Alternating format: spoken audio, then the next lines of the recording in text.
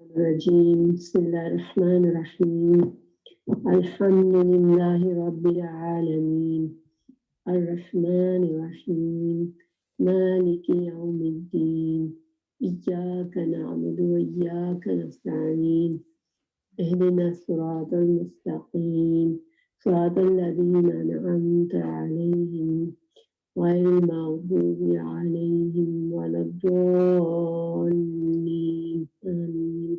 سب سے پہلے قرآن مجید کی تلاوت سے پہلے تعوذ پڑھنا ہوتا ہے۔ تعوذ کیا ہے؟ اعوذ باللہ من الشیطان الرجیم۔ اور ہم یہ کیوں پڑھتے ہیں؟ یہ اللہ سبحانہ تعالیٰ کا فرمان ہے، یہ ہمارے لیے حکم ہے کہ ہم قرآن پڑھنے سے پہلے تعوذ پڑھیں۔ اور اس کی دلیل سورہ نحل 98 آیت میں ہے، فَإِذَا قَرَأْتَ الْقُرْآنَ فَاسْتَعِذْ بِاللَّهِ مِنَ الشَّيْطَانِ الرَّجِيمِ۔ پس جب تم قرآن پڑھو تو شیطان مردود سے اللہ کی پناہ طلب کرو۔ بسم اللہ الرحمن الرحیم۔ شروع کرتا ہوں میں اللہ رحمان اور رحیم کے نام سے۔ تو یہ ایک دعا ہے اور اللہ سبحانہ تعالیٰ نے اس دعا کی تعلیم بالکل شروع سے انسانوں کو دی ہے۔ یہ صرف ہماری شریعت میں نہیں بلکہ پہلے کے انبیاء بھی کسی طریقے سے، شاید الفاظ سے نہ بھی ہو تو ان کی زبان میں اس دعا کو ان کو سکھایا گیا تھا، کیونکہ سورہ ہود آیت 41 میں ہم سورہ نوح حضرت نوح علیہ السلام کے بارے میں پڑھتے ہیں کہ جب کشتی میں سوار ہوتے ہیں اپنے ساتھیوں کے ساتھ تو اپنے ساتھیوں سے کہتے ہیں بسم اللہ مجریہا و مرساہا، اللہ کے نام سے اس کا چلنا ہے اور ٹھہرنا ہے۔ اور اسی طرح حضرت سلیمان علیہ السلام نے جب ملکہ سبا کو خط لکھا تو اس خط کے آغاز میں انہی مبارک کلمات کو ذکر کیا۔ سورہ نمل کی آیت نمبر 30، انہ من سلیمان و انہ بسم اللہ الرحمن الرحیم۔ یہ خط سلیمان کی طرف سے ہے اور اس کا آغاز بسم اللہ الرحمن الرحیم سے ہوتا ہے۔ ہمیں بھی یہ بات سکھائی گئی کہ کسی بھی قابل ذکر کام کرنے کے لیے ہمیں پہلے بسم اللہ پڑھنا ہے۔ تو جب انسان بسم اللہ کہہ کے کوئی کام شروع کرتا ہے تو فوری طور پر اس کے ذہن میں یہ بات ہوتی ہے کہ ظاہری بات ہے کوئی ایک اچھا کام کرنے کے لیے پڑھتا ہے، یعنی اللہ کی نافرمانی اور بغاوت کے کام کے لیے نہیں جا رہا۔ دوسری بات یہ کہ اس دعا کے پڑھنے سے ہمیں اللہ کے دو عظیم صفات سے ہم رحمان اور رحیم کے ذریعے اس کا وسیلے سے ہم برکت کی دعا کرتے ہیں ہمارے کام میں۔ بسم اللہ جب پڑھ کر ہم کام شروع کرتے ہیں تو ہمیں کیا کیا چیزیں حاصل ہوتی ہیں؟ ایک تو اللہ تعالیٰ اس کام میں ہماری نیت یہ ہوتی ہے کہ اللہ تعالیٰ ہمیں اس کام میں برکت عطا کریں گے۔ دوسرے، اس کام میں اگر ہم سے کوئی غلطی ہوئی، کوئی خطا ہوئی تو اللہ سبحانہ تعالیٰ اس دعا کی برکت سے اس غلطی کے نقصان سے ہمیں بچائیں گے۔ تیسرا، اس کام کو اچھی طرح کرنے اور تکمیل تک پہنچانے کی قوت اور ہمت عطا ہوگی ہمیں۔ یہ تین باتیں۔ اور چوتھی بات یہ کہ شیطان کی چالوں سے اور اس کے دھوکے سے اللہ سبحانہ تعالیٰ اس کام کو محفوظ رکھیں گے۔ اور پانچویں اور آخری بات کہ دنیا میں اس کام کو اللہ سبحانہ تعالیٰ ہمارے لیے مفید بنائیں گے اور آخرت میں اللہ کی رضا کا ذریعہ، اللہ کی رضا حاصل کرنے کا ذریعہ بنے گا یہ کام ہمارے لیے۔ اگر ہم شعور کے ساتھ، پورے شعور کے ساتھ بسم اللہ الرحمن الرحیم کر کے کوئی بھی کام شروع کرتے ہیں تو انشاءاللہ ہم کو یہ سارے فائدے حاصل ہوں گے۔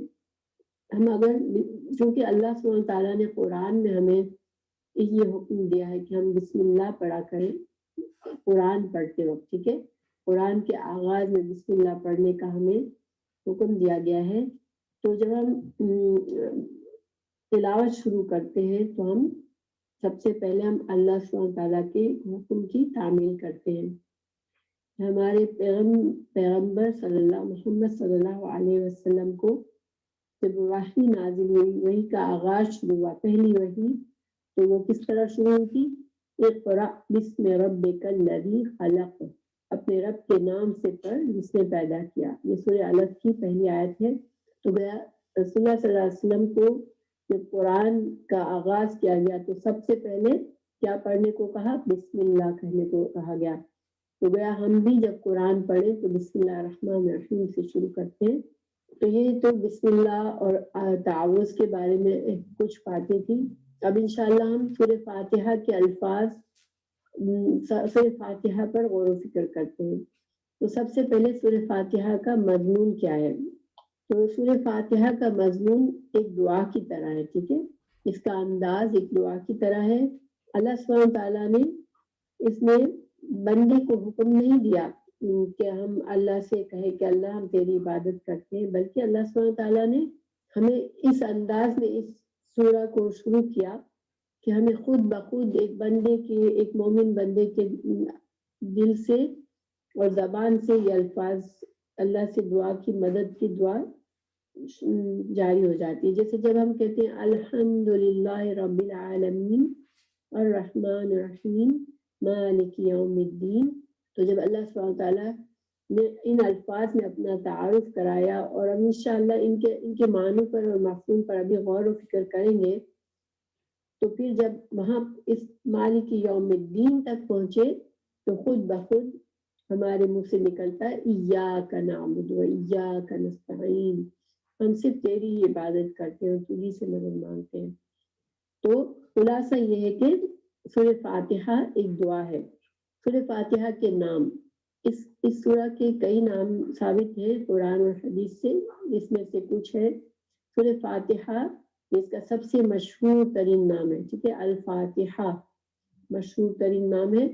اس کے بعد الصلاۃ، السبع المثانی، القرآن العظیم، اور اس کے علاوہ بہت سے نام ہیں. ابھی ہم ان 4 ناموں پہ اتفاق کرتے ہیں. سورہ فاتحہ کی فضیلت کیا ہے؟ صحیح بخاری میں ابو ہریرہ رضی اللہ عنہ سے روایت ہے کہ یہ سورہ قرآن مجید کی سب سے افضل سورہ ہے، سب سے عظیم سورہ ہے. ٹھیک ہے، اس کے بارے میں، اس کی عظمت، اس کی فضیلت کے بارے میں اور بھی کچھ حدیث ہیں، انشاءاللہ اس پر بھی بات کریں گے بعد میں. اچھا، تیسری بات یہ کہ کیا یہ سورہ مکی ہے یا مدنی ہے؟ تو اس کے بارے میں دونوں رائے موجود ہے کہ یہ مکی بھی ہے، کسی نے کہا مدنی بھی ہے. لیکن اس کے بارے میں جو مضبوط، اسٹرونگ اور راجح رائے ہے وہ یہ ہے کہ یہ مکی سورہ ہے.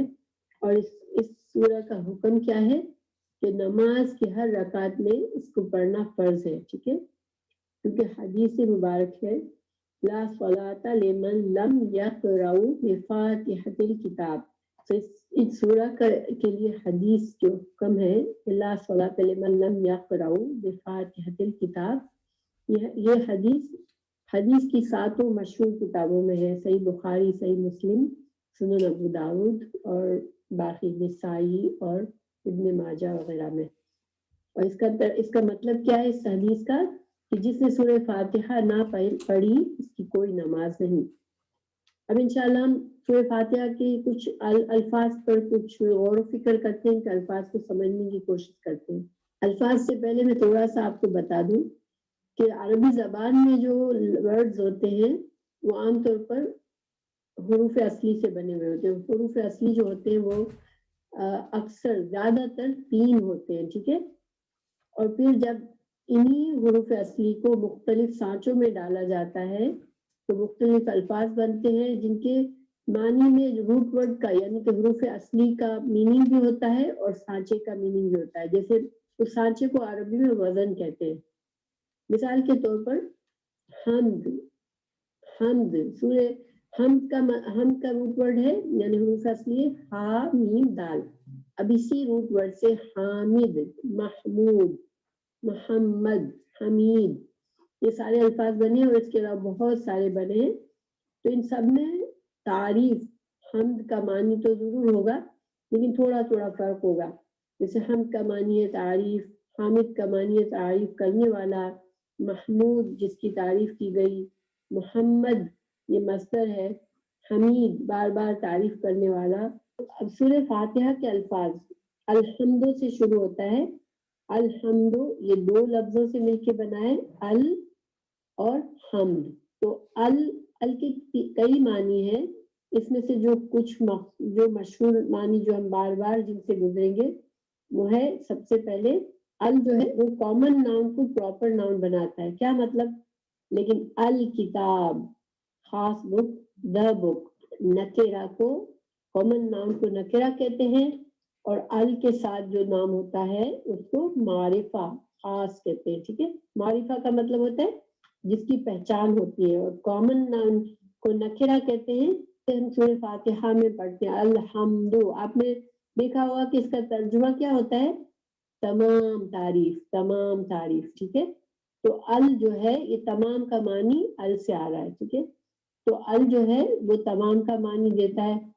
اسی طرح کبھی کبھی جنس کا معنی دیتا ہے، جیسے والعصر ان الانسان لفی خسر.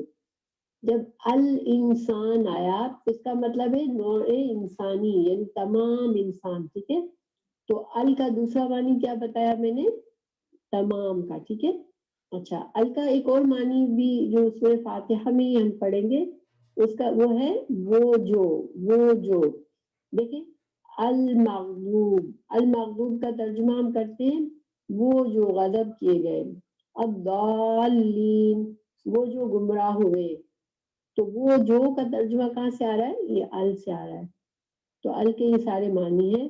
اب حمد، لفظ حمد جو ہے ہا میم دال سے بنا ہوا ہے. اس کا حروف اصلی ہا میم دال ہے، اور اس کے دو معنی ہوتے ہیں. ٹھیک ہے، اگر ہم حمد، لفظ حمد کا ترجمہ اردو میں کریں نا تو مکمل ترجمہ نہیں کر پاتے. کیوں کہ اس کے اندر دو معنی ہوتے ہیں، ایک تعریف اور ایک شکر. ٹھیک ہے، تو حمد کا لفظ جو نا صرف اور صرف اللہ سبحانہ تعالیٰ کے لیے استعمال ہوتا ہے.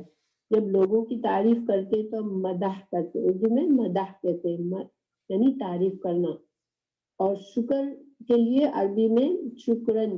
تو یعنی کہ حمد کا لفظ ایسا ہے جو خاص اللہ سبحانہ تعالیٰ کے لیے استعمال ہوتا ہے.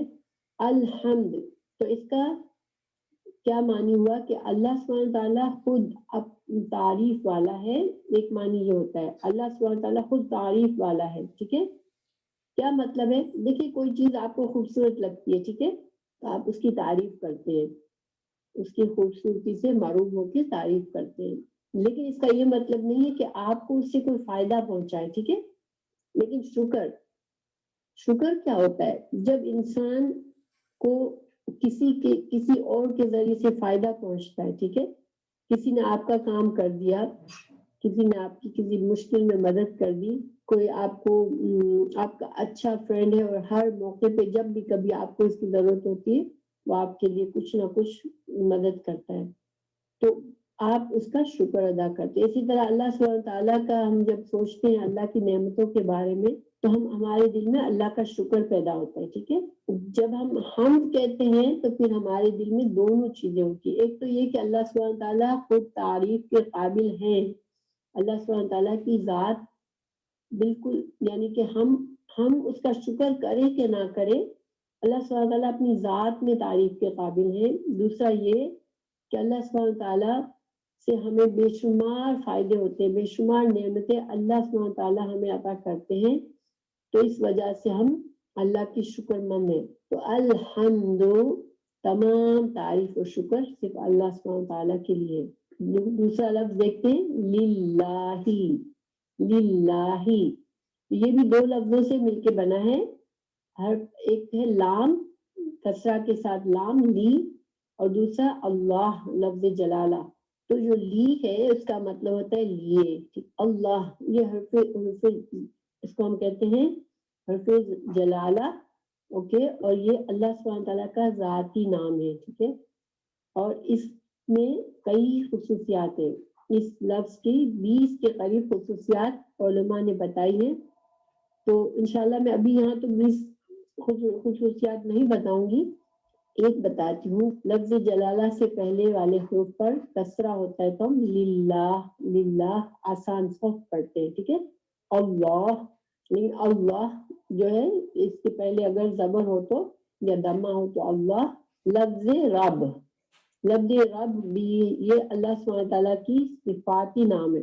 اللہ سبحانہ تعالیٰ کا صفاتی نام ہے، اور یہ لفظ جو ہے رب یہ کسی انسان کے لیے نہیں استعمال ہو سکتا، صرف اللہ سبحانہ تعالیٰ کی صفت ہے، پرورش کرنے والا، کسی چیز کا مالک اور آقا. ٹھیک ہے، اچھا جب رب کا لفظ جو ہے کسی چیز کے ساتھ یعنی کہ رب البیت گھر کا مالک تو وہ انسان کے لیے استعمال ہو سکتا ہے ٹھیک ہے لیکن صرف رب کسی چیز سے ملائے بغیر جب ہم رب کہتے ہیں تو صرف اور صرف اللہ سبحانہ تعالیٰ کے لیے ہوتا ہے اس کے معنی کیا میں نے بتایا کہ پرورش کرنے والا کسی کا مالک آقا ٹھیک ہے تو ہم کہتے ہیں رب العالمین رب العالمین تو عالم کہتے ہیں عالم عالمین کی جمع ہے عالم تو عالم کا معنی ہوتا ہے جیسے دیکھیں انسانوں کا عالم ہے شیطانوں کا عالم ہے جنوں کا عالم ہے پرندوں کا عالم ہے حیوانات کا عالم ہے یعنی تمام مخلوق جو ہے جب ہم کہتے ہیں رب العالمین تو اس میں کیا مطلب ہوا کہ تمام مخلوقات جتنی بھی ہیں ان سب کا رب تو رب العالمین کہہ کے شرک سے مکمل طور پر ہم نے اس کو خارج کر دیا کہ تمام جہانوں کا عالم رب ہی ہے تو پھر کسی اور کی ملکیت کچھ بھی نہیں ہے ٹھیک ہے اچھا الرحمن الرحیم یہ دو الفاظ ہیں اور دونوں کا روٹ ورڈ ہے را ہا میم مگر ان کا دونوں کا وزن الگ ہے ٹھیک ہے رحمان یہ فعلان کے وزن پر ہے اور اس کے وزن میں کیا خصوصیت ہوتی ہے فعلان کے وزن میں کہ اس میں جوش اور زیادتی ہوتی ہے معنی کی تو الرحمن یہ اس میں مبالغہ ہے یعنی کہ معنی کی شدت ہے اور جب اللہ سبحانہ تعالیٰ کے رحمان ہم کہتے ہیں تو اللہ سبحانہ تعالیٰ کی ذات جو ہے وہ رحمت سے بھری ہوئی ہے اللہ سبحانہ تعالیٰ کی رحمت جوش مار رہی ہے ٹھیک ہے تو یہ معنی ہوتا ہے رحمان کے اب رحیم جو ہے فاعل کے وزن پہ ہے اور اس وزن کی کیا خصوصیت ہے کہ اس میں بار بار کام ہونے کی خصوصیت ہوتی ہے پلس اس میں دوام یعنی کہ ہمیشگی ہوتی ہے تو جب ہم کہتے ہیں رحیم تو اس کا مطلب یہ ہوا کہ اللہ سبحانہ تعالیٰ کی صفت رحمت ایسی ہے جو بار بار ہوتی ہے بندہ کئی بار گناہ کرتا ہے پھر پلٹتا ہے پھر توبہ کرتا ہے اللہ سبحانہ تعالیٰ پھر اس پر رحمت کرتا ہے اپنی تو رحیم یہ اللہ سبحانہ تعالیٰ مسلمانوں پر رحیم ہے اور بار بار ہم توبہ کرتے ہیں بار بار معاف کر دیتا ہے ہم کو جب بھی ہم توبہ کرتے ہیں اور پھر ہمیشگی ہے یعنی کہ اللہ سبحانہ تعالیٰ آج بھی رحیم ہے کل بھی رحیم ہے اور آخرت میں دنیا میں بھی رحیم اور آخرت میں بھی رحیم ہے تو اس کو یہ دو الفاظ جو ہیں اس کے دو طرح سے معنی کرتے ہیں ٹھیک ہے رحمان کے بارے میں کیا کہتے ہیں کہ یہ رحمت عام ہے اللہ سبحانہ تعالیٰ کی رحمت اتنی زیادہ ہے کہ یہ عام رحمتیں مومنوں پر بھی ہے کافروں پر بھی ہے اللہ کے فرما برداروں پر بھی ہے اللہ تعالیٰ رحمان ہے اور اللہ اپنے نافرمانوں کو بھی دنیا میں فائدے دیتا ہے تو یہ رحمت عام کہاں ہے دنیا میں ہے کہ دنیا میں اللہ سبحانہ تعالیٰ تمام مخلوقات کو اپنی رحمت سے ان کی ضروریات زندگی عطا فرماتا ہے ٹھیک ہے اچھا رحیم اس کے مقابلے میں رحیم جو ہے وہ اللہ تعالیٰ کی صفت ایسی ہے کہ اللہ سبحانہ تعالیٰ جب بھی یہ مومنوں کے لیے خاص ہے کہ اللہ سبحانہ تعالیٰ کے پاس جب کوئی مومن گناہ کر کے پلٹتا ہے دنیا میں تو اللہ سبحانہ تعالیٰ اس کو معاف کر دیتا ہے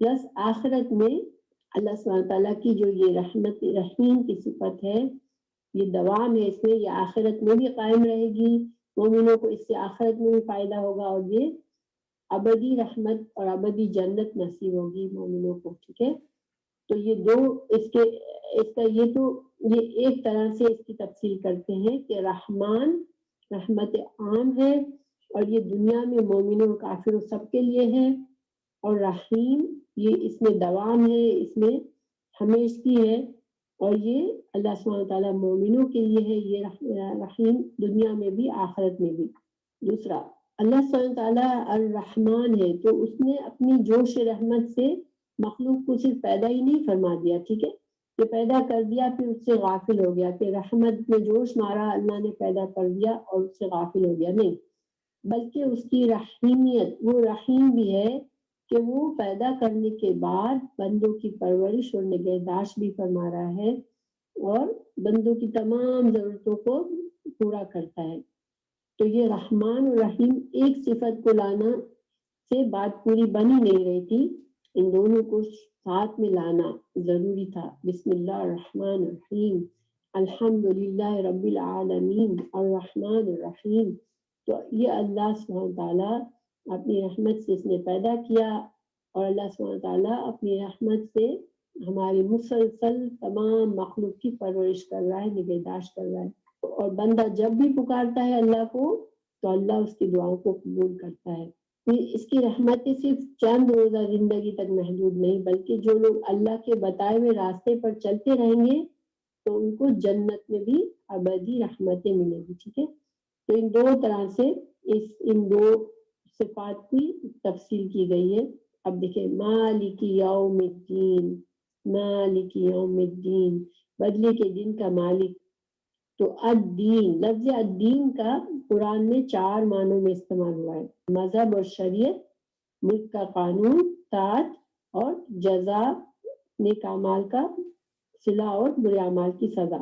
تو یہ 4 معنی ہوئے۔ یہاں پر مالک یوم الدین میں کیسے استعمال ہوا ہے؟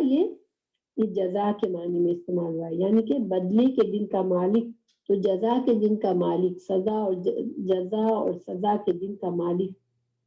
اور مالک کے معنی ظاہری بات ہے اونر ہوتے ہیں کسی چیز کا، اپنی چیزوں، ہماری اس پر پورا کنٹرول ہے، اس کا اونرشپ ہے، اس کو مالک کہتے ہیں۔ اب آگے ہے ایاک نعبد و ایاک نستعین، ہم صرف تیری ہی عبادت کرتے ہیں اور صرف تجھ ہی سے مدد مانگتے ہیں۔ تو ایاکا، ایاکا کا مطلب ہوتا ہے تیری، ٹھیک ہے، ایاکا تیری، نعبدو یہ فعل ہے، اور اس کا فعل یعنی کہ ورب، عربی میں اس کو فعل کہتے ہیں، یعنی کہ کوئی کام ہو رہا ہے، ٹھیک ہے۔ تو ایاک نعبدو، نعبدو کا مطلب کیا ہے؟ نعبدو ہم عبادت کرتے ہیں، اور اس لفظ کے حروف اصلی کیا ہے؟ عین با دال۔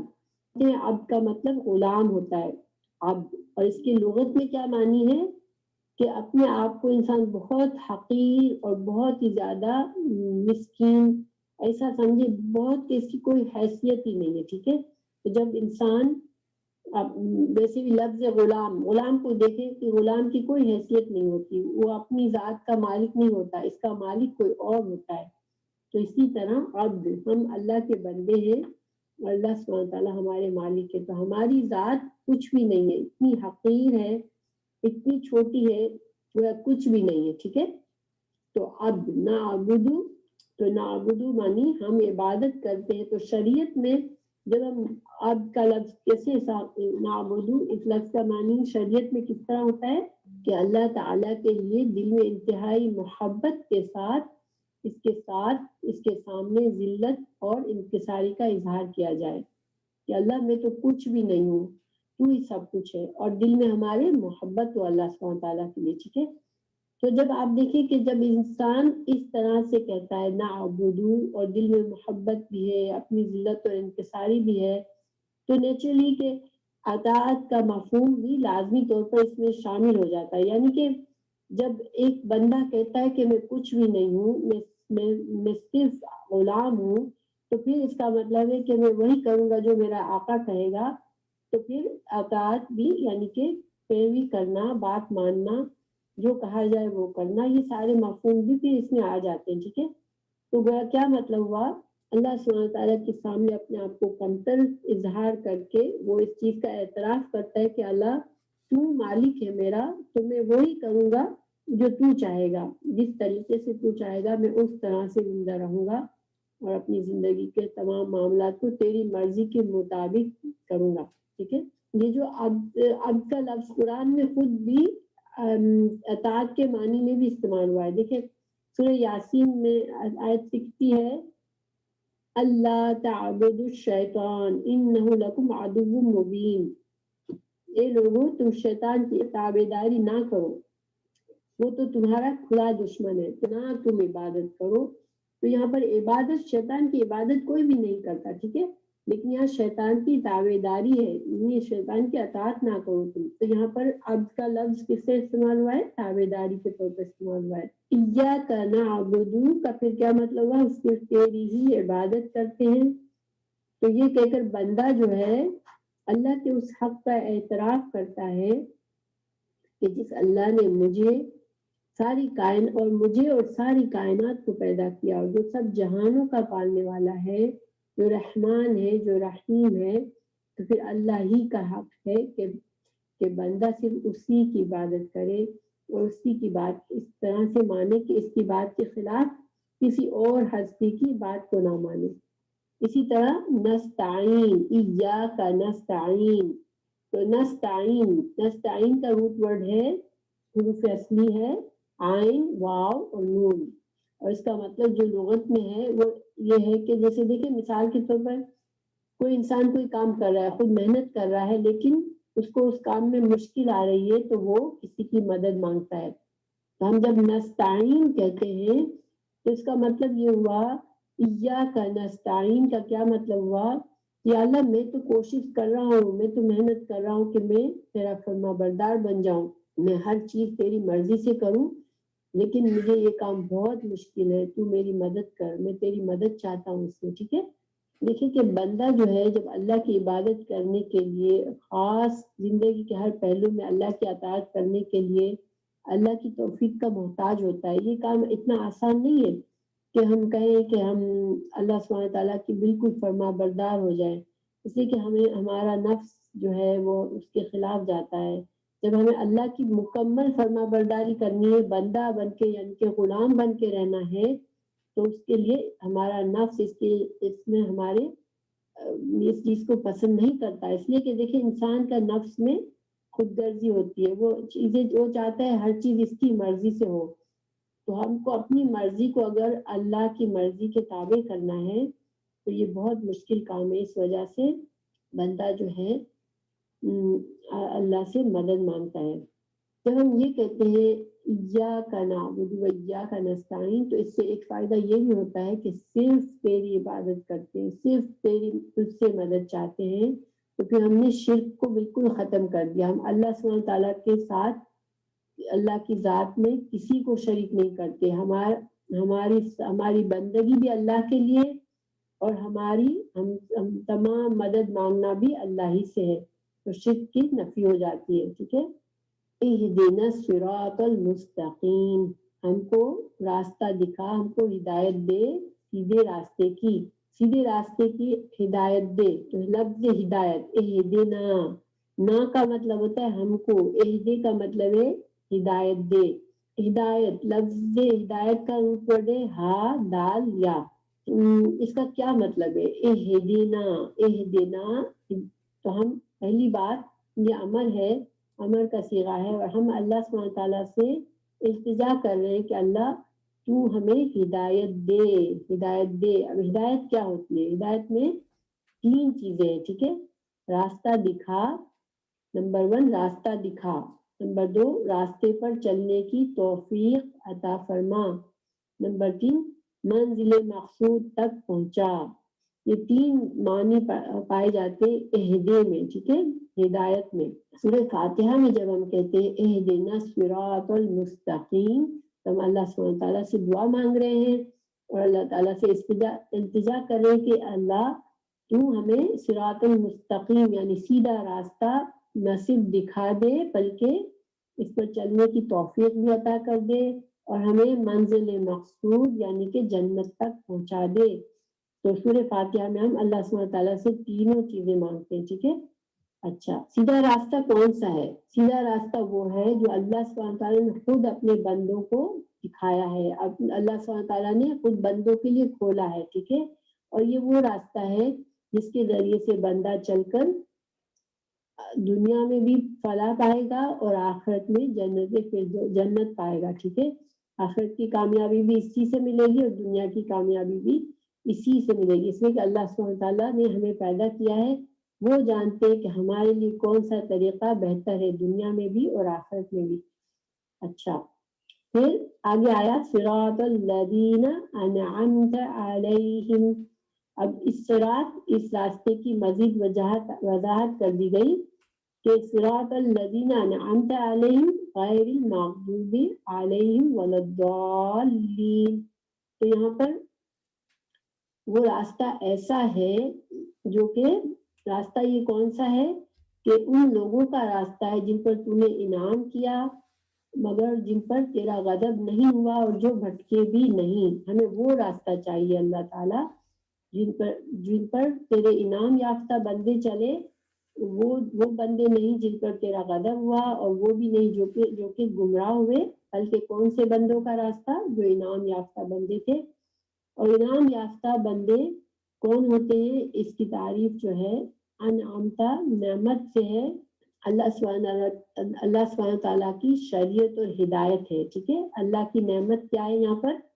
اللہ کی شریعت اور ہدایت ہے. تو یہ وہ بندے جن پر انعام ہوا، یعنی کہ جن بندوں کو اللہ سبحانہ تعالیٰ کی شریعت اور ہدایت ملی اور انہوں نے خوشی سے اس ہدایت کو قبول کیا، کھلے دل سے اس کو قبول کیا، دل و جان سے اس ہدایت کو قبول کیا اور اس کے اوپر اپنی زندگی گزاری اور اپنی تمام محنت اور کوشش اس پر صرف کی کہ وہ اس راستے سے نہ ہٹے، اور اپنی جان مال جو بھی قربان کرنا پڑا، اپنی خواہشات کو مارنا پڑا، لیکن وہ اس راستے کو انہوں نے سیکریفائز نہیں کیا. اس راستے کو دل و جان سے اس کی نہ صرف قبول کیا بلکہ حفاظت کی اس کی. ٹھیک ہے، اللہ کی اس نعمت کی حفاظت کی.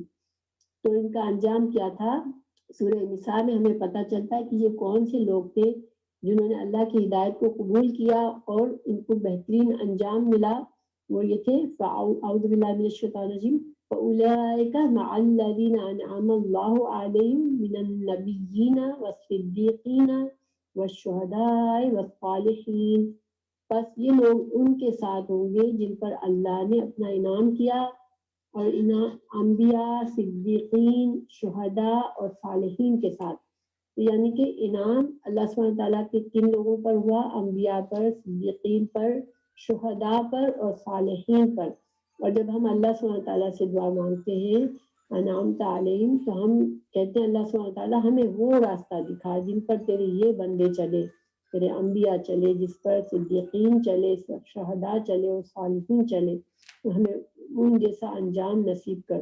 پھر ہم نے اور مزید وضاحت کیا ہم نے کی یہاں پر، ان کا نہ راستہ دکھا جن پر تیرا عذاب ہوا. ٹھیک ہے، اب مغضوب علیہم کون لوگ ہیں؟ اس کے بارے میں صحابہ کرام اور بہت سے علماء نے تفسیر یہ کی ہے کہ یہ یہود ہیں. اس لیے یہودی لوگ ہیں. کیوں کہ اللہ سبحانہ تعالیٰ نے بے شمار انبیاء ان کے لیے اتارے، اور انہوں نے اس کے باوجود اللہ کے فرما بردار بن کے نہ رہ سکے، بلکہ انبیاء کو قتل کیا، بہت سے انبیاء کو جھٹلایا، بہت سے انبیاء کو قتل کیا. اور جب حضرت عیسیٰ علیہ السلام آئے تو یہودیوں نے پہچان لیا تھا کہ یہ اللہ کے رسول ہیں، لیکن انہوں نے پھر بھی اپنی خواہشات کی پیروی کی اور حضرت عیسیٰ علیہ السلام کو نہ مانا، بلکہ ان کو قتل کرنے کی سازشیں کی.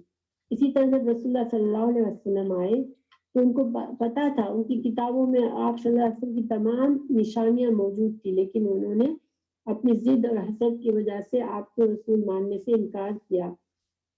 حالانکہ وہ آپ کے مبعوث ہونے سے پہلے وہ آپ کا انتظار کر رہے تھے کہ رسول آئے گا اللہ کا. لیکن جب ان کو پتا چلا کہ یہ نبی تو بنی اسماعیل میں سے آ گیا، بنی اسرائیل کے بجائے، تو پھر یہ حسد اور بغض میں انہوں نے انکار کر دیا.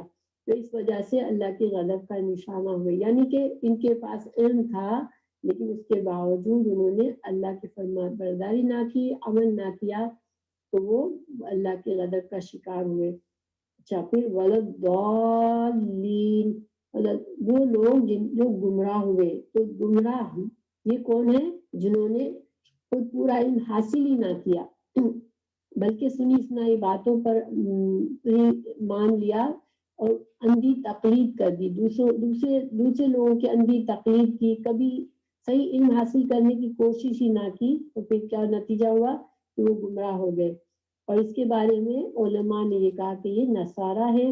اور نصارہ کیونکہ دیکھیں نصارہ جو تھے ان کو کچھ لوگوں نے اپنی خواہشات کی پیروی میں، کچھ ان کے علماء نے، کچھ یہودی علماء نے ان کو گمراہ کرنے والا عقیدہ دیا کہ حضرت عیسیٰ اللہ کے بیٹے ہیں اور تین خدا ہے، فادر، سن اور ہولی گوسٹ.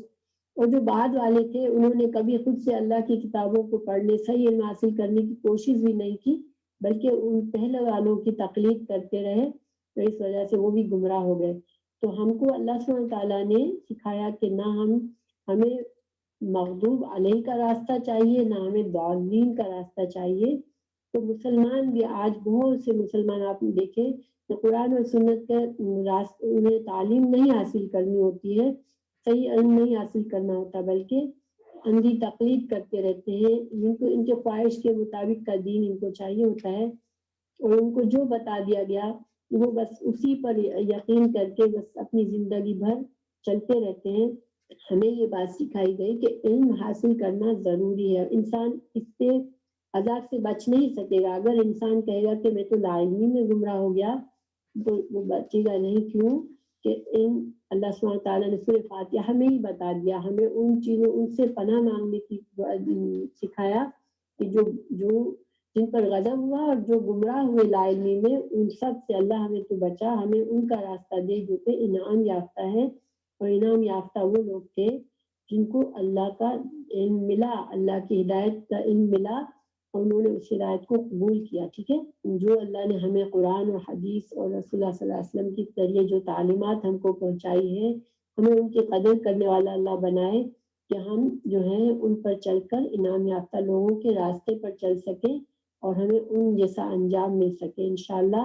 اچھا، سورہ فاتحہ کے بعد جو ہے آمین کہنا، تو یہ مستحب ہے، اس کے بہت سی احادیث موجود ہیں، اور اس کو آمین لمبا کر کے بھی پڑھ سکتے ہیں، اور اس کو آمین ایسے بھی پڑھ سکتے ہیں۔ اور اس کے بارے میں دلائل میں ایک امام احمد اور ابو داؤد اور ترمذی میں حدیث ہے، وائل بن حجر سے روایت ہے، وہ کہتے ہیں میں نے سنا کہ نبی صلی اللہ علیہ وسلم نے پڑھا غیر المغضوب علیہم ولا الضالین، آمین، اور آمین کہنے میں آپ نے اپنی آواز کو بلند کیا۔ اور اسی طرح دوسری احادیث سے ہمیں پتہ چلتا ہے کہ مسجد میں جب آپ صلی اللہ علیہ وسلم کی قیادت میں صحابہ کرام نماز پڑھتے تھے تو آمین کو آپ صلی اللہ علیہ وسلم جب پڑھتے آمین تو صحابہ بھی آمین کہتے اور مسجد گونج اٹھتی تھی ان کی آواز سے۔ اور ایک اور حدیث صحیح مسلم کی کہ جب تم میں سے کوئی نماز میں آمین کہے اور فرشتے آسمان میں آمین کہیں اور ان دونوں میں سے ایک کی دوسرے سے آمین مل جائے تو اس کے سابقہ تمام گناہ معاف کر دیے جاتے ہیں۔ تو یہ صحیح مسلم کی حدیث ہے۔ تو ہم نے ابھی تک سورہ فاتحہ کے لفظوں پر غور کیا، اب انشاءاللہ ہم اس کی تھوڑی سی وضاحت پر چلتے ہیں اور اس سے مسائل جو نکلتے ہیں اس کے بارے میں بات چیت کریں گے۔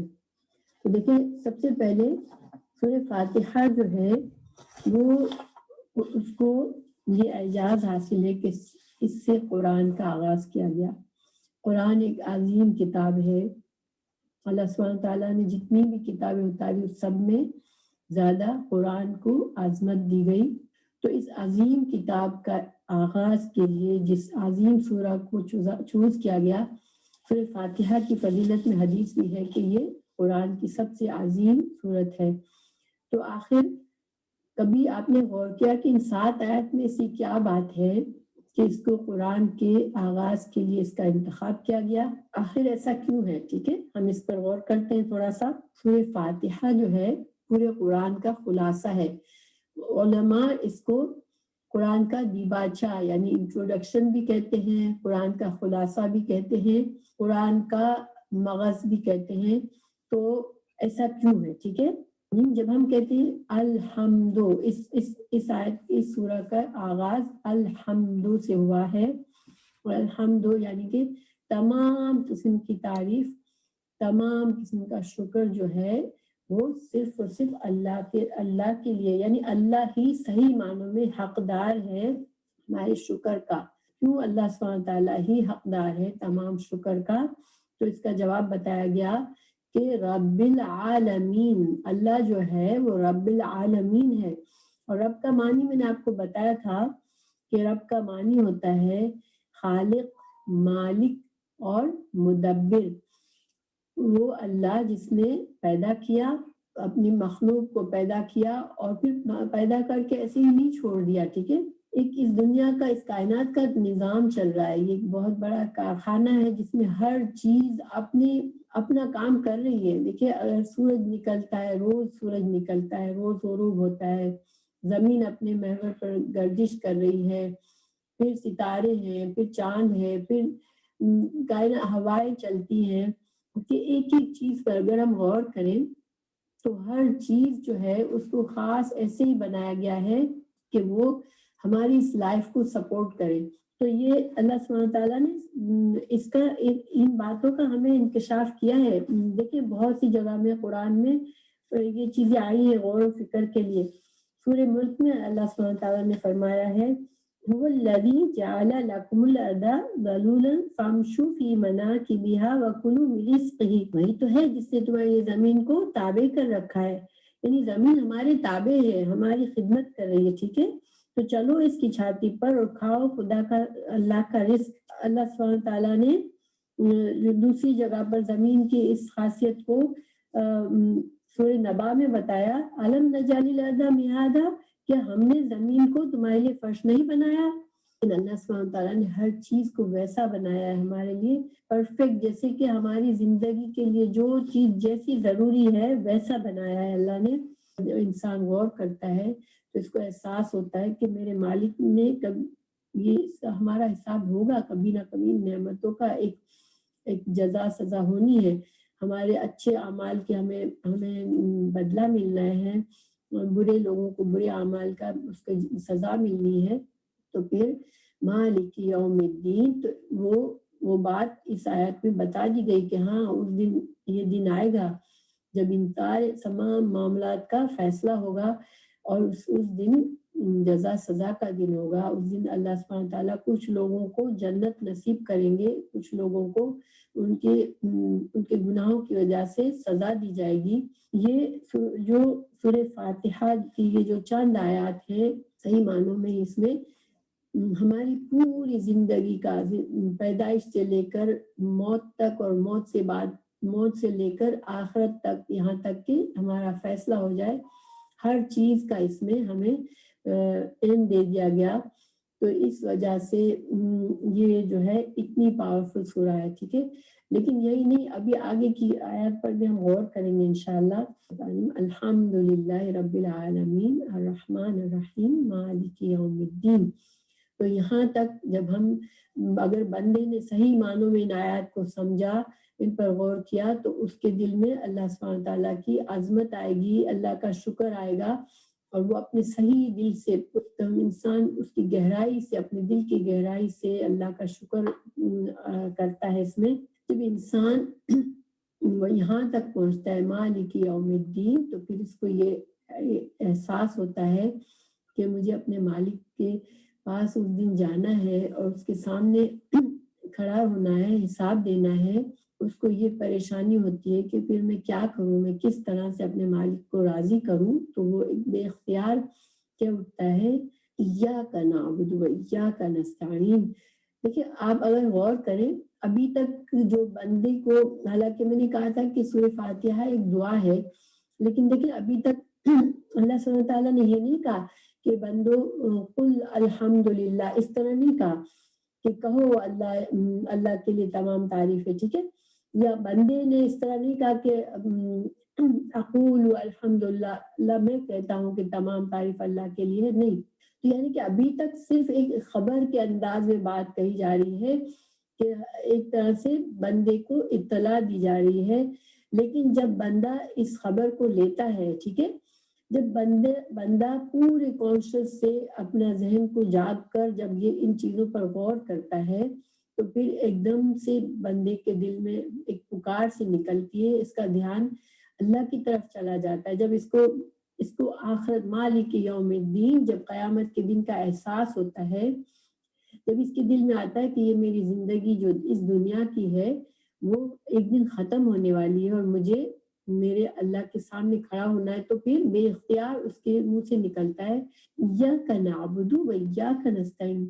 اے رب، اے مالک، اے اللہ، میں تو تیری ہی عبادت کرتا ہوں میں تجھی کو معبود سمجھتا ہوں. میری جو بھی عبادت ہے، میری نماز، میرا روزہ، میری قربانی، میرا جینا، میرا مرنا صرف تیرے لیے ہے اللہ. میں تو تیرا بندہ ہوں، میں بالکل بے بس ہوں، میں تیرا غلام ہوں. ٹھیک ہے، تو آقا ہے. یہ سب ایاک نعبدو میں ساری بات آ جاتی. جب ایاک نعبدو میں بندہ خود بات کر رہا ہے اللہ سے. ٹھیک ہے، آپ کو اندازہ ہوا کہ شروع میں ایسا کچھ نہیں تھا، نہ اللہ سبحانہ تعالیٰ ہم سے ڈائریکٹ حکم دے رہے تھے، نہ بندہ اللہ سے کوئی ریکویسٹ کر رہا تھا. لیکن اب چونکہ شروع کی آیات پڑھ کے بندے کا ذہن جاگ گیا، اس کو ایک دم سے احساس ہوا کہ مجھے تو اللہ ہی کی عبادت کرنی ہے. اللہ کا پیار اس کے دل میں، اللہ کی رحمت دیکھ کر کہ اللہ نے اتنا کچھ کر دیا میرے لیے اپنی رحمت سے، تو وہ ایک دم سے پکار اٹھتا ہے اللہ ایاک نعبد،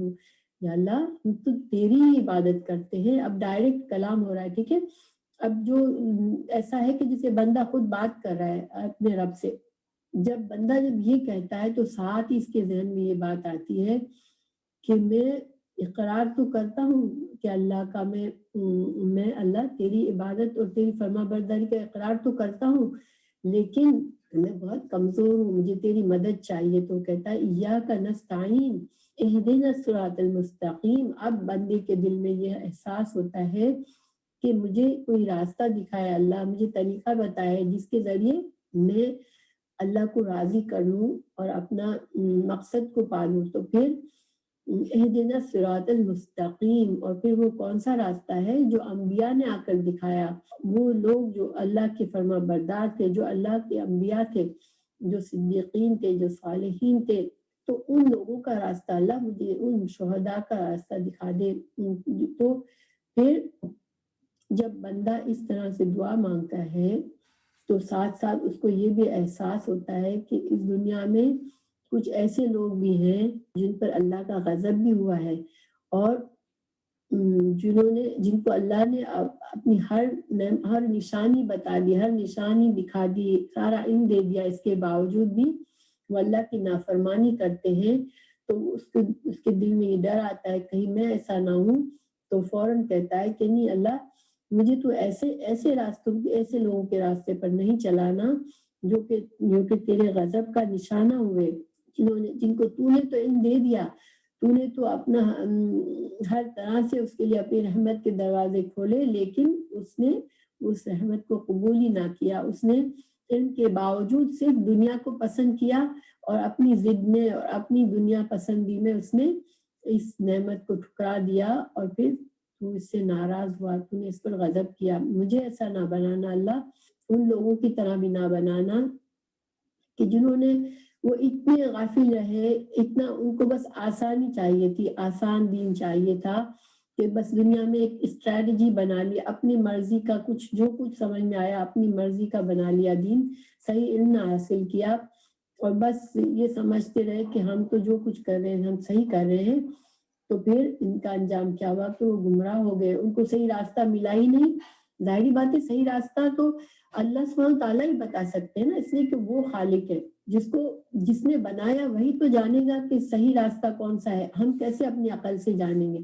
ہمیں تو جو عقل اللہ نے دی ہے تو ہمارے ساتھ ہماری عقل تو محدود ہے بہت، اور پھر ہمارے ساتھ اتنی خواہشات لگی ہوئی ہیں، دنیا کے اٹریکشن ہے، شیطان ہمارے پیچھے، تو ہم خود سے اپنی سمجھ سے، عقل سے تو صحیح راستہ نہیں پا سکتے.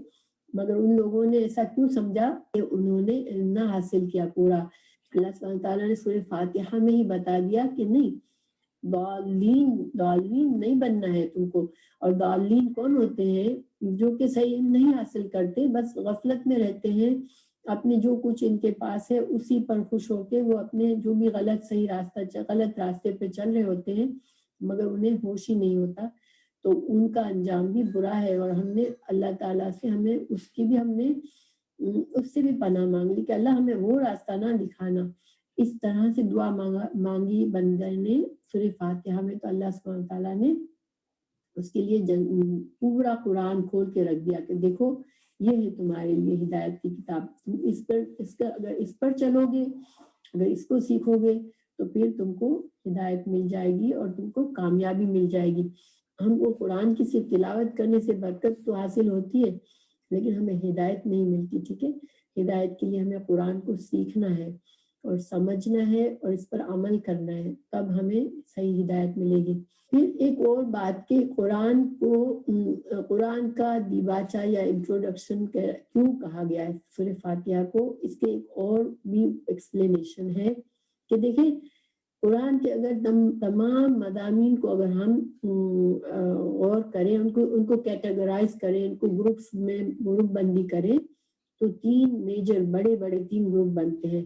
ایک ہے توحید، ٹھیک ہے، توحید کا مطلب ہوتا ہے اللہ کو ایک ماننا، ٹھیک ہے، ایک توحید، ایک رسالت یعنی کہ رسولوں کو سچ ماننا، رسولوں پر یقین کرنا، اور تیسرا ہے آخرت، یعنی آخرت کا یقین کرنا کہ قیامت آئے گی اور ایک دن حساب کتاب کا ہوگا، اور اس دن فیصلے کا دن ہوگا، اور نیک کام کرنے والوں کو جنت اور برے کام یعنی اللہ کے نافرمانوں کو دوزخ ملے گی۔ سمجھ لیں کہ سارے قرآن میں یہ 3 مضامین ہیں جو کہ مختلف انداز میں پیش کیے گئے ہیں، مختلف طریقے سے دلائل دیے گئے ہیں، لیکن یہ اگر ان کو ہم گروپ بندی کریں تو یہ 3 چیزیں ہیں، ٹھیک ہے۔ تو سورہ فاتحہ میں دیکھیں کہ یہ 3 چیزیں کس طرح سے سمیٹی ہوئی ہیں۔ توحید کیا ہے، ٹھیک ہے، اللہ کو ایک ماننا، لیکن کس طرح ایک ماننا؟ دیکھیں کچھ تو وہ چیزیں ہیں جو کہ اللہ سبحانہ تعالیٰ سے ہم کو مل رہی ہیں، ٹھیک ہے، ہماری زندگی اللہ کی طرف سے ہے، ہماری تمام صلاحیتیں اللہ کی طرف سے ہے، پھر ہمارا رزق اللہ کی طرف سے ہے، یعنی کہ جو بھی نعمتیں ہم کو اللہ کی طرف سے، اللہ ہی تعالیٰ، اللہ ہی ہے جو بارش سے برساتا ہے، اللہ ہی ہے جو اولاد دیتا ہے، یعنی جو بھی نعمتیں ہمیں دنیا میں ملتی ہے وہ اللہ سبحانہ تعالیٰ کی طرف سے جو نعمتیں ہمیں ملتی ہے، ان نعمتوں میں ہم کو یہ یقین رکھنا کہ اللہ اکیلا ہے، ٹھیک ہے۔ کیا مطلب ہے؟ یعنی کہ کوئی اور معبود، کوئی خدا اور نہیں ہے جو اللہ کا شریک ہو، جو کہ ہم کو یہ چیزیں دے رہا ہے، ٹھیک ہے۔ رب، اللہ کو اکیلا رب ماننا، ٹھیک ہے۔ جو بھی فائدے ہمیں اللہ کی طرف سے مل رہے ہیں، جو اللہ ہماری حفاظت کر رہا ہے، ہمارے معاملات کی دیکھ بھال کر رہا ہے، تو یہ اللہ کی ربوبیت ہے، یعنی کہ اللہ رب ہے اس لیے یہ سب کچھ کر رہا ہے، تو اللہ کو رب ہونے میں اکیلا ماننا، ٹھیک ہے۔ ایک تو یہ ہے اللہ سبحانہ تعالیٰ کے، چونکہ اللہ ہی ہمارا رب ہے اور ہم اس کی عبادت کرتے ہیں، ہم نمازیں پڑھتے ہیں، ہم قربانی دیتے ہیں، صدقہ کرتے ہیں، نیک کام کرتے ہیں، بندے کی طرف سے اللہ کے جو بھی حق ادا ہو رہے ہیں، ٹھیک ہے، یہ اللہ کا حق ہے کہ ہم اللہ کے لیے نماز پڑھیں، یہ اللہ کا حق ہے کہ ہم اللہ کے لیے روزہ رکھیں، یہ اللہ کا حق ہے کہ ہم نیک کام کریں۔ تو بندہ کبھی بھی اللہ کے حق پورے تو نہیں کر سکتا، لیکن بندے کا یہ فرض ہے کہ وہ اپنی پوری کوشش کرے کہ اللہ کے ان حقوق کو، جو فرائض کی شکل میں، جو نفلوں کی شکل میں، جو سنت کی شکل، یعنی کہ جس طرح بھی اللہ سبحانہ تعالیٰ نے جو بھی احکامات ہم کو دیے ہیں ان کو پورا کرنا، یہ اللہ کا ہم پر حق ہے، ٹھیک ہے۔ اللہ کے احکامات کو پورا کرنا یہ بندے کے اوپر اللہ کا حق ہے۔ اللہ کا حق پورا کرنے میں، یعنی کہ اللہ کو اکیلا معبود ماننے میں اللہ اکیلا ہے، یعنی ہمارا کوئی اور اللہ کے سوا کوئی اور معبود نہیں ہے، ہم کوئی بھی نیک کام کرتے ہیں تو صرف اللہ کی خاطر کرتے ہیں، ٹھیک ہے۔ تو یہ توحید کا ایک اور جز ہے۔ پہلا جز کیا تھا کہ رب ماننے میں اللہ کو اکیلا ماننا، دوسرا کیا ہے اللہ کو معبود ماننے میں کہ عبادت ہماری صرف اور صرف اللہ کے لیے ہے، اس میں اس کو اکیلا ماننا، اور تیسرا جز ہے اللہ کی صفات میں اس کو اکیلا ماننا۔ دیکھیں ہم رحمان، الرحمن، الرحیم، اس کے علاوہ الحی، القیوم، اور جتنے بھی اللہ کے نام ہیں، اسماء حسنہ ہیں، جو بھی اللہ کی صفات ہیں، اللہ کلام کرتا ہے، اللہ کا ہاتھ ہے، اللہ کا عرش ہے، تو یہ سارے اللہ بصیر ہے، اللہ سمیع ہے، اللہ ہماری ساری باتیں سنتا ہے، تو ان سب چیزوں میں اللہ کی صفات پر یہ یقین رکھنا کہ جو بھی اللہ کی صفات ہمیں بتائی گئی ہیں وہ صرف ایسی ہے کہ وہ صرف اور صرف اللہ کی خاص صفات ہے، یعنی نہ ہم اس کی کوئی مثال ڈھونڈ سکتے ہیں، نہ ان صفات کے برابر کوئی اور چیز ایسی ہو سکتی ہے کہ کسی کی صفات ایسی ہو. یعنی اللہ کی صفات ایسی ہے جو اس کی شان کے لائق ہے، اور نہ ہم اس کی مثال جانتے ہیں اور نہ ہم کسی کو اس کے برابر ٹھہرا سکتے ہیں. ٹھیک ہے، تو اس میں اکیلا جاننا اللہ کو. تو یہ توحید جو ہے، دیکھیں سورہ فاتحہ میں تینوں قسم کی یہ توحید کا ذکر آ گیا. رب کہہ کر، رب العالمین کہہ کے اللہ کے رب ہونے میں اللہ کی توحید آ گئی. پھر ایاک نعبد جب بندے نے کہا تو معبود ماننے میں کہ میں حق ادا کرتا ہوں، اللہ تیری عبادت کا حق ادا کرنے کی کوشش کرتا ہوں، تجھ کو معبود مانتا ہوں. تو معبود ماننے میں اکیلا کا اعتراف بندہ کرتا ہے، تو یہ توحید بھی آ گئی. پھر الرحمن الرحیم، اللہ کی جو دو عظیم ترین صفات ہیں الرحمن الرحیم، اس میں ہم نے اللہ کو اکیلا مانا کہ نہ کوئی اللہ کی طرح رحمان ہے نہ اللہ کی طرح رحیم ہے. اللہ ایسے ہی رحمان ہے جیسی اس کی شان ہے، اور اللہ ایسا ہی رحیم ہے جو اس کی شان کے لائق ہے. تو یہ توحید جو ہے اس کا مضمون سورہ فاتحہ میں ایک سمجھ لے کہ سارے قرآن کا جو نچوڑ ہے نا توحید کے مضمون کا، وہ سارا ان 3 آیات میں ہے. ٹھیک ہے. پھر رسالت کا کہاں ہے؟ رسالت سے پہلے ہم آخرت کی بات کر لیتے ہیں. ٹھیک ہے. آخرت کا ہے مالک یوم الدین میں. آخرت پر یقین رکھنا یہ اسلام کا ایک حصہ ہے. جب ہم مالک یوم الدین کہتے ہیں تو اس کا مطلب ہے کہ ہم جانتے ہیں کہ آخرت کا ایک دن ہے جس میں کوئی بھی کسی کا بھی کوئی حق، کوئی بھی رائٹ نہیں ہوگا. دنیا میں دیکھیں ملکیت ہوتی ہے نا لوگوں کی، جیسے اللہ سبحانہ تعالیٰ نے کسی کو گھر دیا ہے تو وہ اس گھر کا مالک ہے، کسی کو اللہ نے بادشاہ بنایا ہے تو وہ اس ملک کا مالک ہے. لیکن آخرت کے دن کسی کے پاس کوئی اختیارات نہیں ہوں گے. ہر بندہ، چاہے وہ دنیا میں بادشاہ تھا یا وہ فقیر تھا یا کوئی بھی تھا، سب کے سب اللہ کے سامنے بے بس کھڑے ہوئے ہوں گے. وہ یہ یقین رکھنا کہ ہاں آخرت ہے.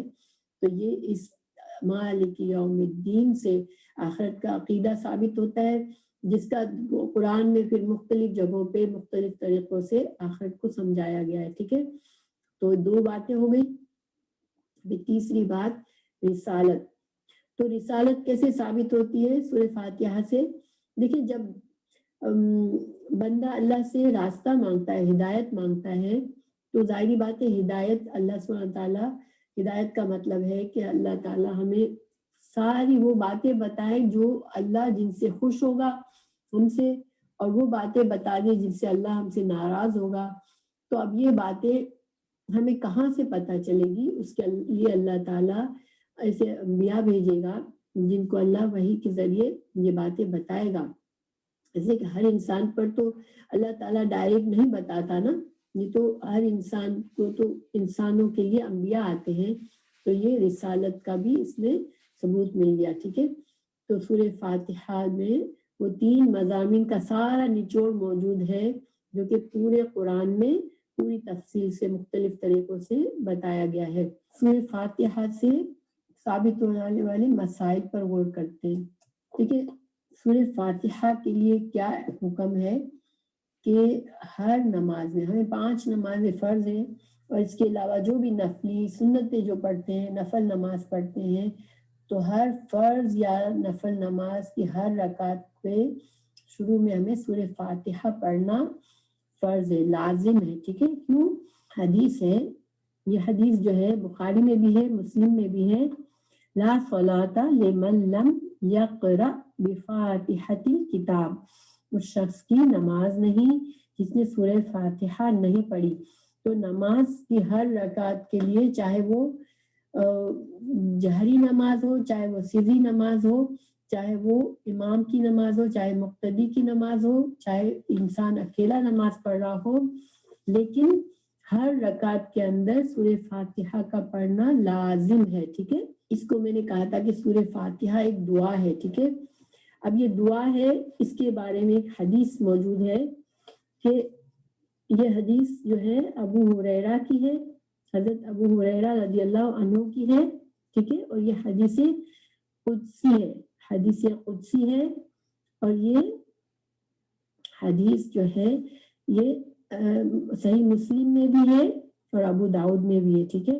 اس میں ہے عن ابی ہریرہ رضی اللہ عنہ عن رسول اللہ صلی اللہ علیہ وسلم یقول اللہ تعالی قسمت الصلاة بینی و بین عبدی نصفین فنصفها لی ونصفها لعبدی ولعبدی ما سأل. اذا قال العبد الحمد للہ رب العالمین قال اللہ تعالی حمدنی عبدی. اذا قال الرحمن الرحیم قال اللہ اثنى على عبدی.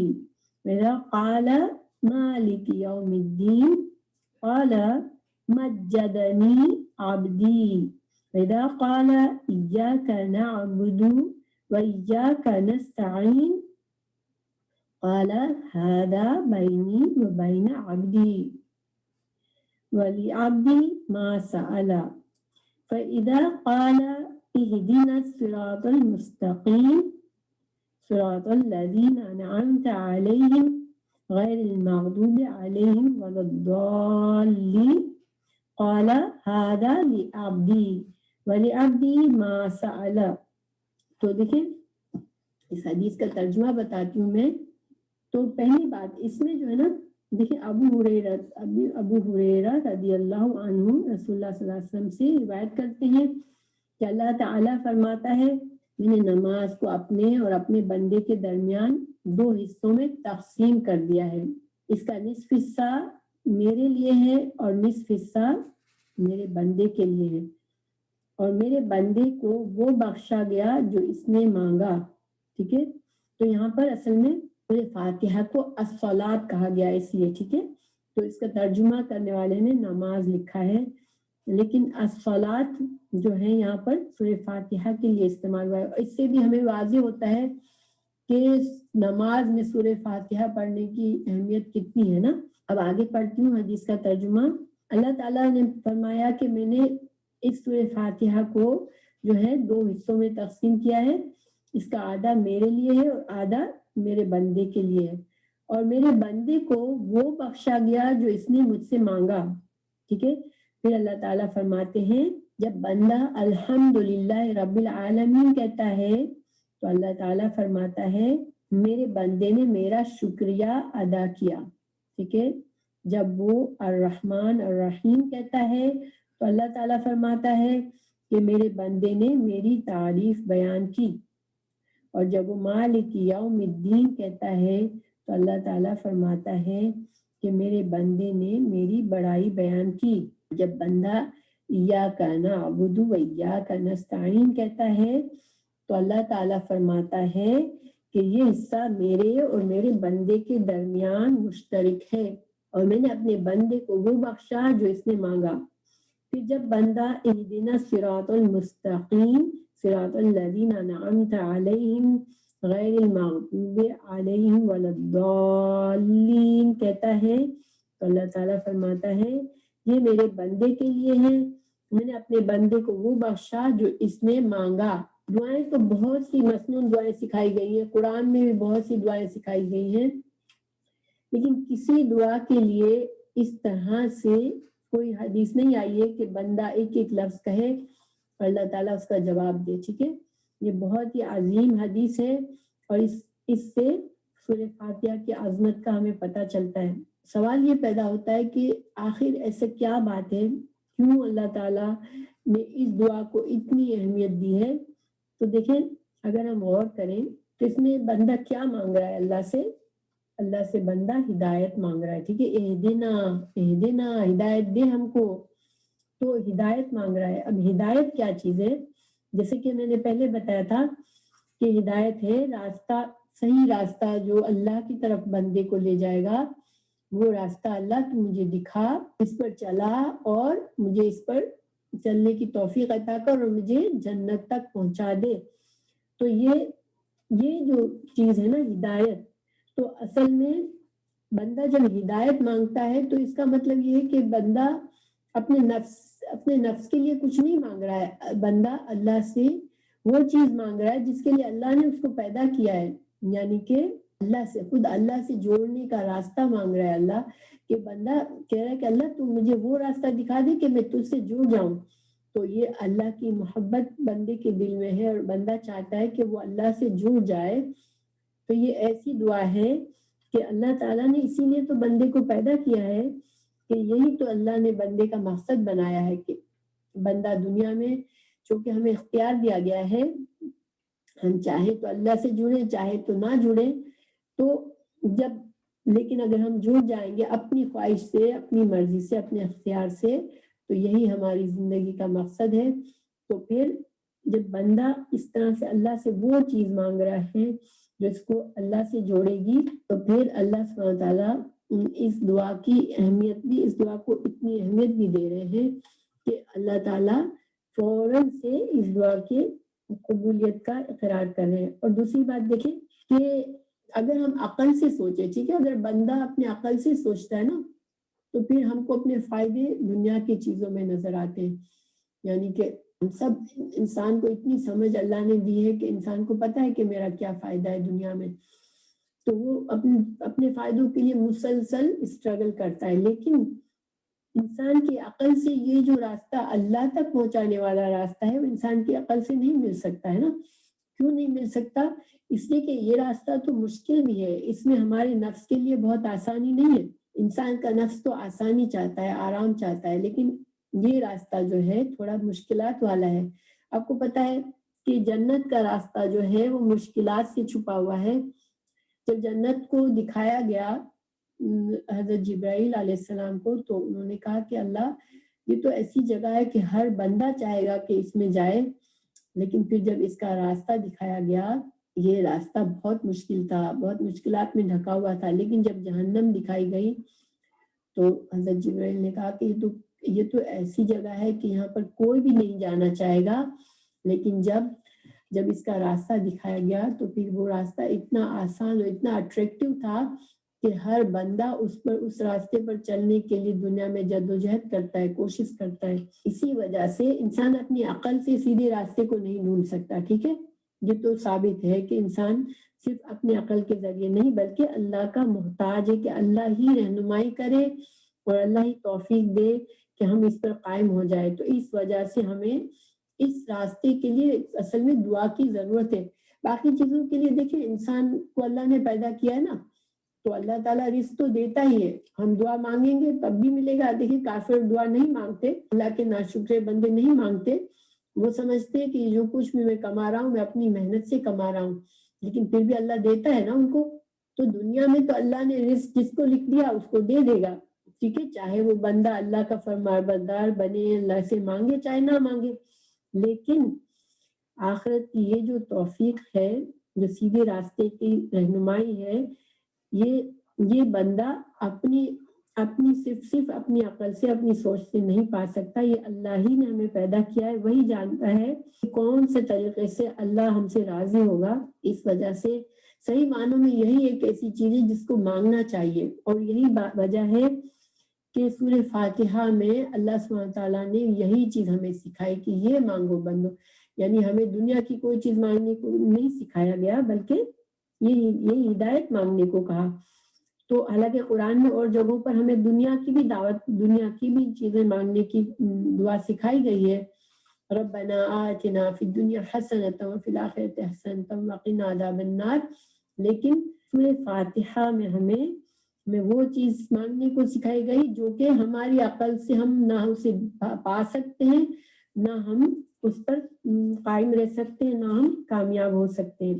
تو یہ وجہ ہے کہ جو اتنی اہم دعا یہاں پر مانگی گئی ہے کہ اللہ سبحانہ تعالیٰ فوراً سے اس کو قبولیت کے لیے جواب دیتے ہیں. دیکھیں اب ہم تو روز پڑھتے ہیں تو ہم کہتے ہیں کہ اچھا ہم نے اتنی بار نماز میں پڑھ تو لی، اب تو ہمیں ہدایت مل جانی چاہیے، ہم تو ہدایت پر ہی ہیں. لیکن دیکھیں کیا ہماری واقعی میں ہم اتنے کانشیس ہو کے سورہ فاتحہ پڑھتے ہیں نماز میں کہ ہم اللہ تعالیٰ ہماری ہر بات کا جواب دے رہے ہیں؟ کیا ہمیں یہ احساس ہوتا ہے جب ہم نماز میں کھڑے ہوتے ہیں کہ جب میں کہتا ہوں الحمدللہ تو اللہ تعالیٰ جواب دیتے ہیں، جب میں کہتا ہوں رب العالمین تو اللہ تعالیٰ جواب دیتے ہیں۔ کیا ہم اس طرح سے پڑھتے ہیں؟ دیکھیے اللہ سبحانہ تعالیٰ کی عظمت ہمارے دل میں اس طرح ہوتی ہے کیا؟ اللہ تعالیٰ تو جہانوں کا بنانے والا ہے، ہم تو کچھ بھی نہیں ہے، کہ ہمارے اندر اتنی عاجزی ہوتی ہے کہ ہم اس مالک کے سامنے کھڑے ہوئے ہیں جس نے ہم کچھ نہیں تھے، اس نے ہمیں بنایا ہے، اور اس نے ہمارے لیے سب کچھ بنایا ہے اس دنیا کا۔ نہیں، ہم تو بس پڑھ رہے ہوتے ہیں، ہمارا ذہن کہاں جا رہا ہوتا ہے، بس ایک فرض ادا کر رہے ہوتے ہیں۔ تو اگر واقعی میں ہم نماز میں اس طرح کھڑے ہو جائیں اور ہم اس طرح اللہ کا ہمیں احساس ہمارے ذہن میں ہو۔ اللہ صلی اللہ علیہ وسلم کو حضرت جبرائیل نے سوال کیا کہ احسان کیا ہے، ٹھیک ہے، احسان کیا ہے؟ ہم احسان بولتے ہیں نا اردو میں، تو احسان کیا ہے؟ تو اس کا جواب یہ بتایا رسول اللہ صلی اللہ علیہ وسلم نے کہ اللہ کی ایسے عبادت کرے بندہ گویا وہ اللہ کو دیکھ رہا ہے، ٹھیک ہے۔ اور یہ جو ہے نا نماز احسان کے درجے کی ہے کہ بندہ اللہ کے سامنے کھڑا ہے اور اللہ کو دیکھ رہا ہے اور ایک ایک لفظ بول رہا ہے، ٹھیک ہے۔ اور اگر یہ بھی نہ کر سکے بندہ تو پھر کم از کم یہ کرے کہ یہ احساس طاری رکھے اپنے دل پر کہ اللہ مجھے دیکھ رہا ہے، ٹھیک ہے۔ مگر کیا ہمارے دل میں یہ دو باتیں ہوتی ہیں؟ ہماری نماز کے احسان کے درجے پہ ہوتی ہیں؟ یہ دو وجوہات میں نے بتائی۔ اللہ تعالیٰ سے وہ چیز مانگی جا رہی ہے جو صحیح معنوں میں مانگنی چاہیے، جو کہ ہم اپنی عقل سے نہیں حاصل کر سکتے۔ دعا کا ایک طریقہ ہوتا ہے، ٹھیک ہے۔ ہم دنیا میں بھی دیکھیں، اگر ہم کسی بڑے سے کوئی چیز مانگنا چاہتے ہیں تو ہم کیسے کرتے ہیں؟ ہم اس کی پہلے تعریف کرتے ہیں، کوئی ایسی بات کہتے ہیں جو اس کو دل کو اچھی لگے، پھر ہم اس سے وہ چیز مانگتے ہیں، ٹھیک ہے۔ تو دعا کا بھی ہمیں وہ طریقہ سکھایا گیا ہے کہ اللہ سبحانہ تعالیٰ سے پہلے اللہ کی حمد و ثنا کرو، پھر رسول اللہ صلی اللہ علیہ وسلم پر درود بھیجو، پھر دعا مانگو، رائٹ۔ تو یہاں پر فاتحہ میں اصل میں ہمیں دعا کا طریقہ بھی سکھایا گیا کہ پہلے ہم نے اللہ کی تعریف کی، ہم نے کہا الحمدللہ رب العالمین الرحمن الرحیم مالک یوم الدین۔ تو ہم نے یہ تمام آیات میں اللہ کی تعریف کی، جس کا اللہ تعالیٰ ایک ایک تعریف پر جواب دے رہا ہے ہمیں کہ میرے بندے نے میری بڑائی بیان کی، میرے بندے نے میری تعریف کی، میرے بندے نے میری بزرگی بیان کی۔ ہم نے اللہ کی تعریف کی، پھر ہم نے کہا کہ ایاک نعبد، تو دعا کی قبولیت کے لیے کچھ شرائط ہوتی ہے۔ پہلی شرط یہ ہوتی ہے کہ اللہ کی حمد و ثنا کے ساتھ دعا کی جائے، جو کہ سورہ فاتحہ میں ہم نے ایسے ہی کیا۔ پھر دعا کے لیے دوسری کنڈیشن یہ ہوتی ہے، یعنی کنڈیشن تو نہیں لیکن دعا کی قبولیت کا ایک ذریعہ ہوتا ہے، اگر ہمیں یہ ہے کہ بہت زیادہ ہمارے دل میں کہ اللہ ہماری بس یہ دعا قبول ہی کر لے، تو ہم ایک اور طریقہ استعمال کر سکتے ہیں کہ ہم اللہ تعالیٰ کے لیے ہم نے کوئی خاص نیکی کی ہو، جو ہمیں پتا ہو کہ یہ نیکی، یہ کام جو میں نے صرف اللہ کو خوش کرنے کے لیے کیا ہے، تو اس کام کو ذہن میں لائیں کہ دیکھو یہ کام میں نے خالص و خالص اللہ کی خوشی کے لیے کیا تھا۔ پھر ہم اللہ سے کہیں اللہ یہ کام تو میں نے صرف تیری رضا کے لیے کیا ہے، تو اس کام کے وسیلے سے میرے اس کام کی اس نیکی کی وجہ سے تو میری دعا قبول کر لے، تو پھر دعا قبول ہوتی ہے۔ اور اس کا ثبوت بھی ہے، حدیث ایک موجود ہے، یہ بنی اسرائیل کا ایک واقعہ ہے کہ جس میں 3 آدمی غار میں پھنس گئے تھے، کسی طرح وہ باہر نہیں نکل پا رہے تھے، بڑا سا پتھر لڑک کر ان کے غار کا منہ بند کر دیا تھا۔ پھر ان تینوں آدمیوں نے اپنی ایک خالص نیکی جو اللہ کے لیے کی تھی اس کے حوالے سے دعا مانگی تو وہ پتھر ہٹ گیا۔ یعنی کہ دعا کے جو دو طریقے ہیں دعا کے جس سے دعا قبول ہوتی ہے، وہ اس میں بتائے گئے ہمیں۔ ایک اللہ کی حمد و ثنا، پھر دوسرا بندہ اپنے نیک عمل کا حوالہ دے۔ تو جب ہم کہتے ہیں اللہ ایاک نعبد، تو یہ ہماری ایک نیک عمل ہے، یعنی کہ ہم اللہ سے یہ عاجزی کے ساتھ ہم یہ اعتراف کرتے ہیں کہ اللہ میں تیرا فرما بردار بننا چاہتا ہوں، میں تو صرف تجھے خوش کرنا چاہتا ہوں، تو پھر اللہ تعالیٰ ہماری دعا قبول کرتے ہیں۔ اور پھر شکر گزاری، اس میں ہمیں سورہ فاتحہ میں اللہ کی شکر گزاری بھی ہمارے لیے سکھائی گئی ہے ہمیں۔ جب ہم کہتے ہیں الحمدللہ تو گویا ہم اللہ کا شکر ادا کر رہے ہیں۔ تو اللہ تعالیٰ کا یہ دستور ہے، اللہ تعالیٰ نے قرآن میں بھی یہ بات کہی ہے کہ جب بندہ میرا شکر کرے گا تو میں اپنی نعمتیں اس پر بڑھا دوں گا، یہ کہاں بتایا ہے؟ سورہ ابراہیم میں آیت نمبر 7، لئن شکرتم لازیدنکم، اگر تم میرا شکر کرو گے، اگر تم میرے شکر گزار بنو گے تو میں تمہارے لیے اپنی نعمتوں میں اضافہ کرتا رہوں گا۔ تو پھر یہ ساری باتیں جو کہ سورہ فاتحہ میں موجود ہیں، تو اس لیے اس دعا کو اتنا پاورفل بنا دیا گیا، جب بندہ صحیح معنوں میں اپنے پورے اخلاص کے ساتھ اس دعا کو پڑھتا ہے تو اللہ تعالیٰ اس کی دعا کو قبول فرماتے ہیں۔